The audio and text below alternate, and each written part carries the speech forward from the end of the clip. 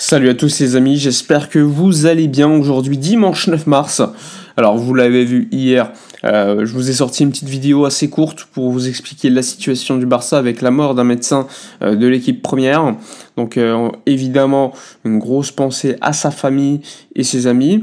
Le Barça a annulé le match et l'a reporté avec l'accord d'Osasuna et de la Liga et de la Fédération espagnole. Donc on va en parler, voir évidemment quand le match aura lieu, etc.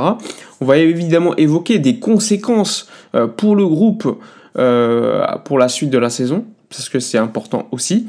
Et évidemment, on va évoquer la situation des constructions autour du stade, parce que énormément de gens ne sont pas au courant, mais il y a des constructions du Spotify Camp Nou, et c'est plutôt intéressant, les avancées, la date de finition normalement des travaux, l'entièreté du projet, etc. Il y a énormément de choses à dire, donc je vais essayer d'être le plus intéressant possible sur le sujet.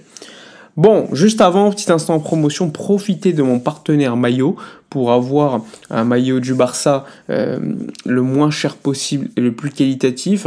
Ce sont des répliques, je le rappelle, il y a des maillots vintage, il y a des maillots de cette saison, mais il y a également des t-shirts, des polos, des casquettes, des écharpes, un petit peu de tout. Il y a aussi des maillots vintage. Donc profitez-en, vous pouvez avoir avec mon code promo dans la description des cadeaux en plus. Donc profitez-en et faites-vous plaisir. Bon, c'est parti. Je vous l'ai dit, alors hier, match suspendu, match reporté. Le Barça a communiqué officiellement, je vous l'ai dit en vidéo hier. Donc évidemment, nouvelle très malheureuse pour le Barça et surtout pour la famille et les amis du défunt, tout simplement.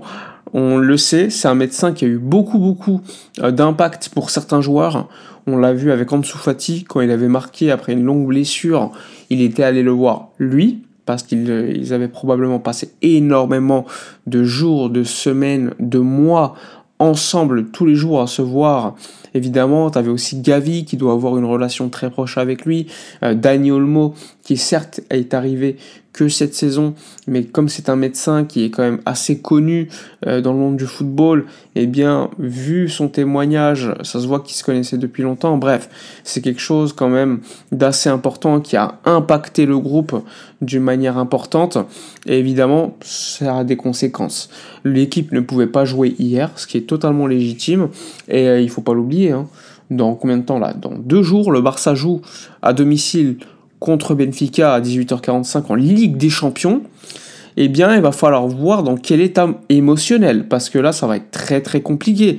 Évidemment, on peut dire, quelqu'un est mort, ils peuvent en faire un moteur pour évidemment lui dédier une victoire, etc. Ouais, c'est vrai, c'est possible. Mais là, on parle de quelqu'un qui est mort il y a même pas 24 heures. Donc, je trouve ça un peu malsain de dire ça.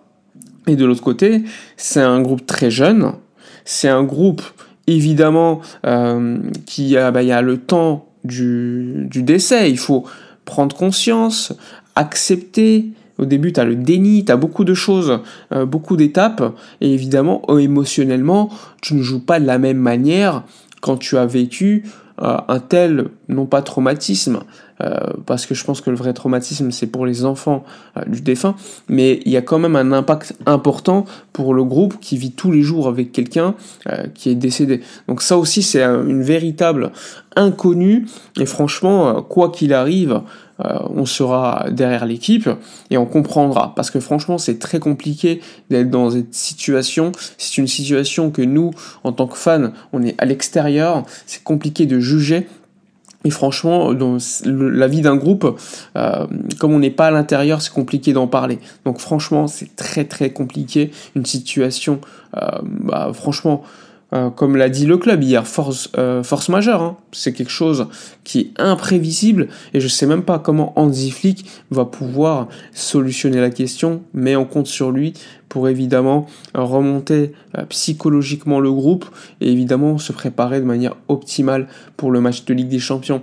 Hier, on a vu un match annulé. Ce matin, l'équipe était déjà à l'entraînement. C'est aussi un truc de dingue de se dire que le monde du foot est quand même très robotisé. C'est comme le monde normal, hein, en gros.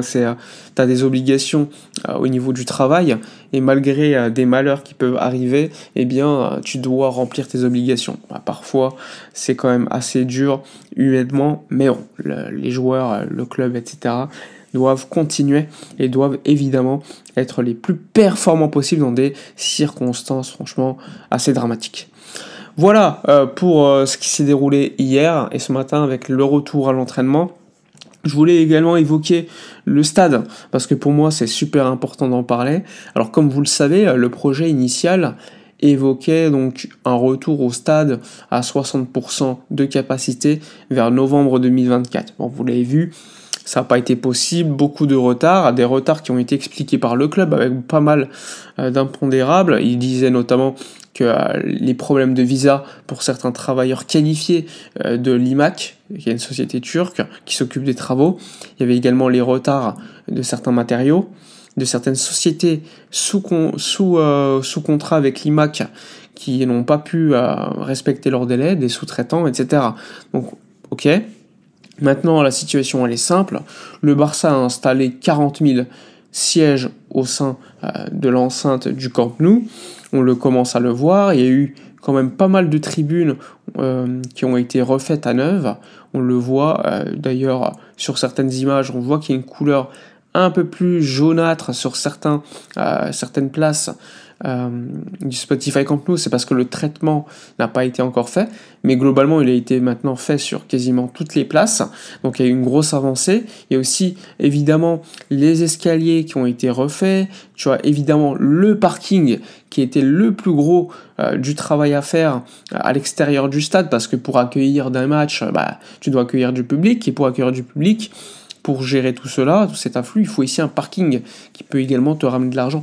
Et donc le parking a très très bien avancé de manière assez dingue.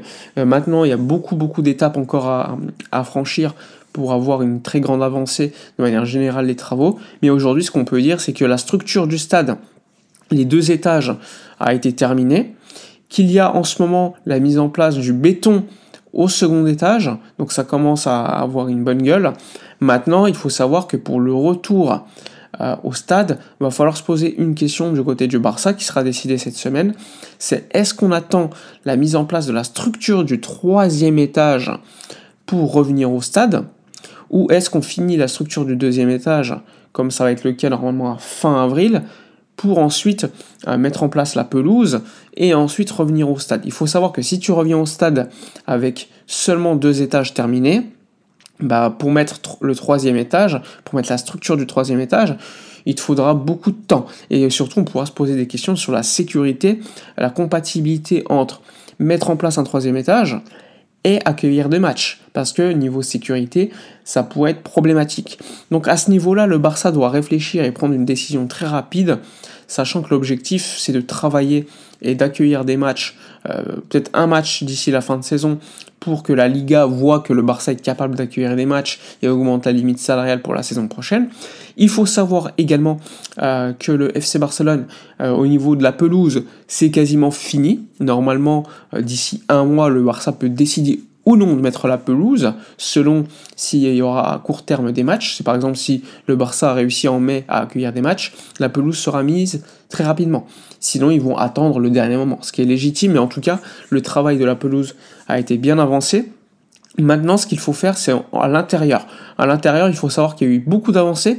Néanmoins, il y a eu un problème avec une société sous-traitante au niveau du tunnel, au niveau des vestiaires, et normalement, cette semaine, donc lundi, demain, une nouvelle société va s'occuper de tout cela. Donc un travail qui va débuter demain en profondeur pour le tunnel, le banc et également les vestiaires. Il faut savoir que, par exemple, la tribune du Barça, vous l'avez vu, 39 000 places pour l'instant. Du côté, il y a le logo Spotify, et de l'autre côté, normalement, il y aura le logo Nike. Et sur les côtés, il y a le Mesquite Club, Et d'un autre côté, il y a le logo du Barça sur la tribune. Bon, il faut savoir que lorsque le Barça va revenir à 60 000 personnes, il n'y aura pas encore ce logo, parce qu'il manquera le 3e étage. Donc il faudra d'abord mettre un classique des sièges normal, comme ça a été mis en ce moment. Et lorsque le 3e étage sera terminé, là, il y aura une modification des sièges pour avoir le logo du Barça. En tout cas, le Barça veut revenir rapidement, mais veut d'abord, évidemment, faire les loges VIP. Ça, c'est très important pour le club. Il faut savoir qu'il y aura 2 rangées de loges VIP qui seront notamment au-dessus du 2e étage et ensuite au 3e étage.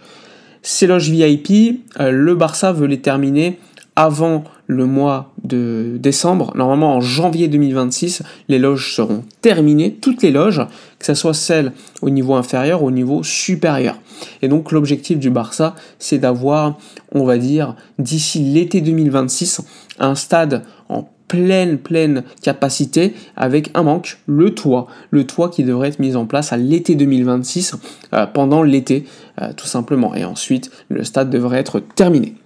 Voilà pour le gros des travaux. Il faut savoir qu'à l'extérieur, beaucoup de travail a été fait, mais il reste pas mal de choses à faire, on va pas se mentir. Il y a pas mal de youtubeurs qui mettent tous les jours ce qui se déroule en termes d'évolution. C'est plutôt intéressant de suivre tout cela, mais en tout cas, il y a encore beaucoup de travail et on a hâte de voir l'évolution de notre stade. Voilà pour la vidéo de la journée. N'hésitez pas à donner votre avis en commentaire, likez, commentez, partagez. Moi, je vous dis à la prochaine et d'ici là, comme d'habitude, portez-vous bien.